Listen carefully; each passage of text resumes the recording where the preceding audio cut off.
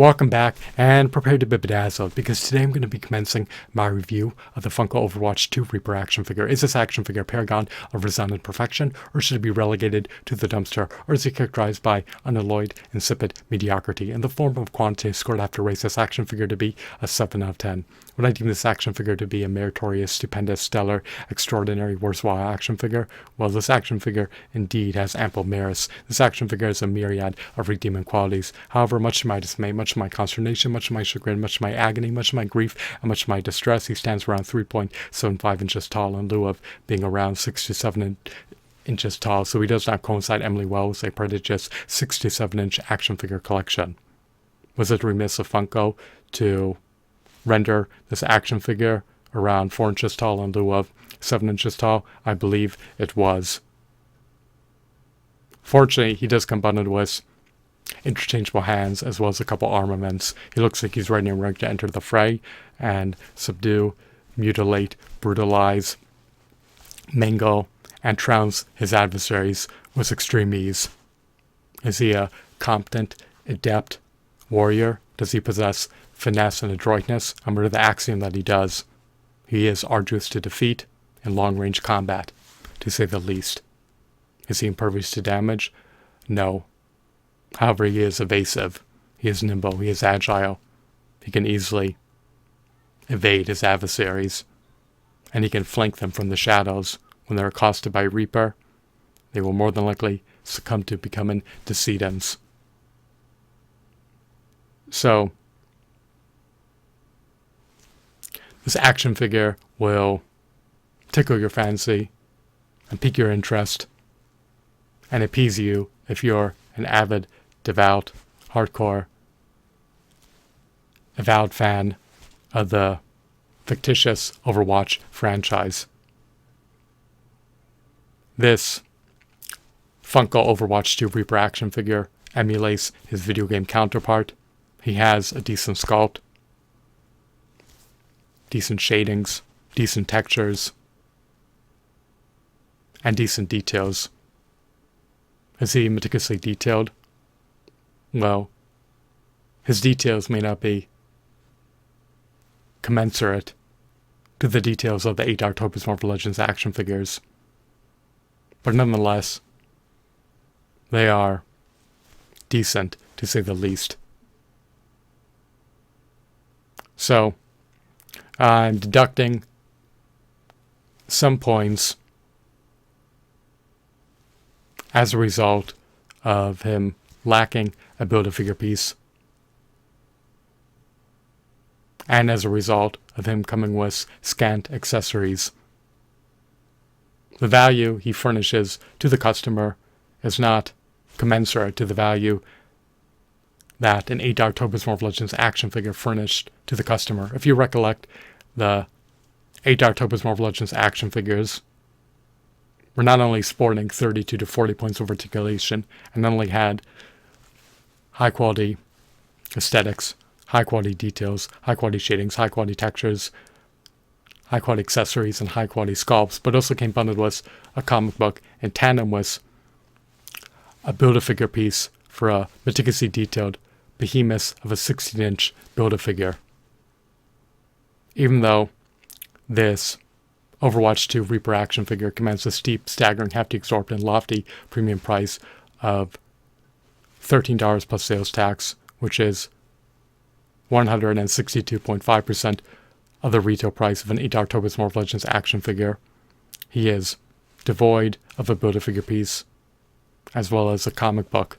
So at the price point of $13 plus sales tax, he should not only stand around 7 inches tall in lieu of standing around close to 4 inches tall, but he should also come bundled with additional action figures, as well as one or more Build-A-Figure pieces. And it would have been a redeeming quality if he came bundled with more accessories beyond just interchangeable hands and a couple armaments that he can wield. So he's a decent figure, but more should have been consolidated into the packaging at the steep price point of $13 plus sales tax. If we're going to pay a markup that is 62.5% greater than the retail price of an $8 Toby's Marvel Legends action figure, we should get more for our dollars in lieu of receiving less. The Toby's Marvel Legends action figures were subsumed under a 1/12 action figure scale line, and they also came bundled with a comic book and a Build-A-Figure piece. This Reaper action figure does not have articulation that is tantamount to the articulation of the Toy Biz Marvel Legends action figures. Those action figures were not only high-quality action figures that were meticulously detailed in every facet, but they were also action figures that had latitude for dynamic posability. They were sporting 32 to 40 points of articulation.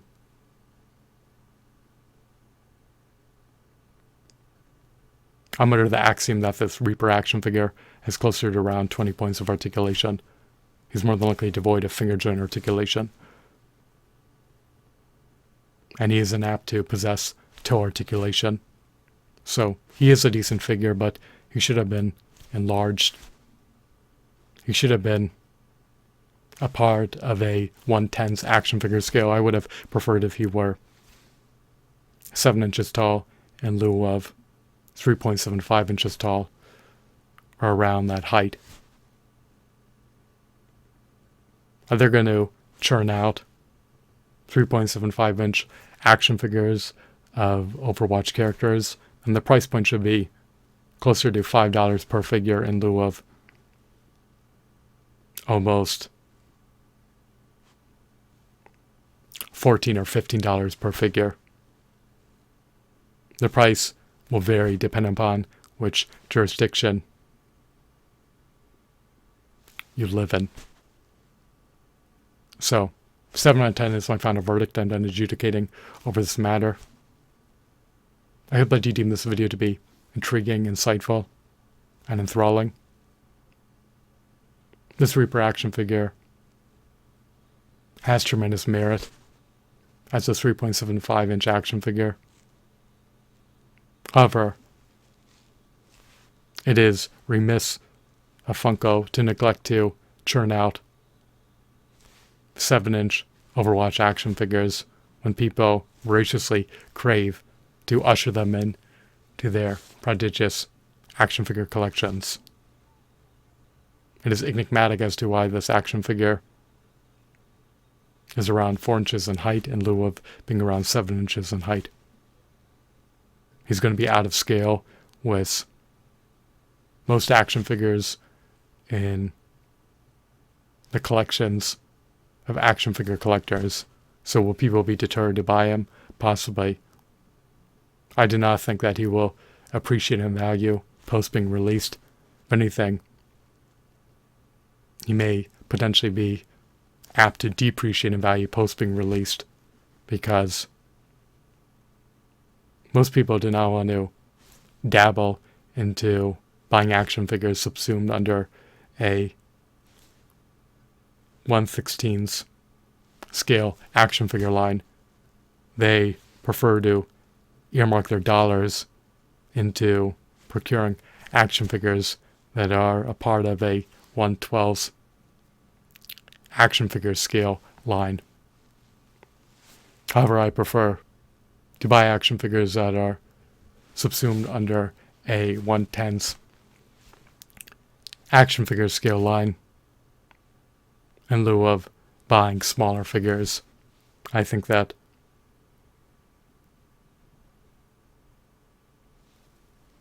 the 1/10 action figure scale line is the quintessential action figure scale line, to say the least. So, once again, I hope that you deem this video to be informative. Have a blissful day. Goodbye.